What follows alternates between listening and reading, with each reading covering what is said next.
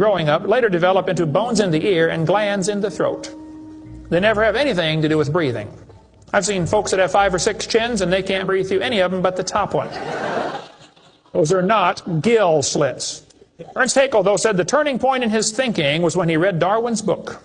He made huge charts of his posters of his drawings of these embryos and traveled all over Germany and just about by himself converted the Germans to believing in evolution. Haeckel took a drawing of a dog and a human embryo and he changed them to make them look exactly alike. On top are Haeckel's fake drawings. Underneath are actual photographs of what he claimed he was drawing a picture of.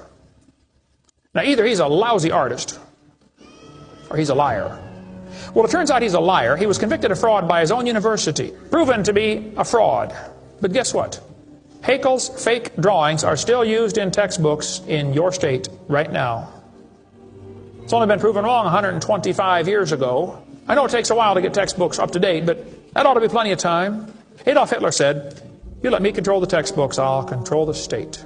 Watch this sentence here carefully. Some kid's doing this for homework tonight. Boys and girls, do you think humans are still evolving?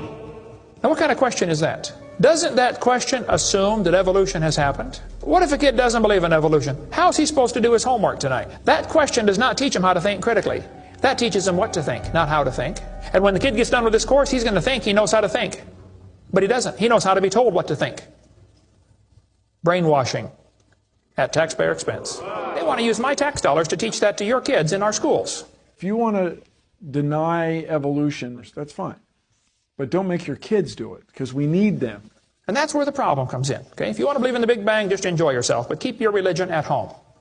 The Russian atheist astronomer came to America and spoke at one of the universities, and he started off his speech, he said, "Folks, either there is a God or there isn't. Both possibilities are frightening. If there is no God, we're in trouble. But if God made the world, He owns it. That means He makes the rules. You see, if there is a God, we better find out who He is and find out what He wants and do what He says."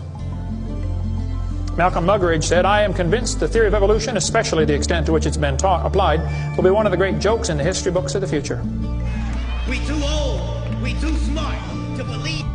Don't make sense. You too old to be believing in evolution. It's a joke. And it would be a joke if it weren't for the tragic results. How many kids are taught this thing every day and believe it, and it destroys their faith? 46% of Americans believe in the creationist view. God created humans in the present form at one time in the last 10,000 years. Does that just shock you that so many people still think that? Yes, it does. Shock you?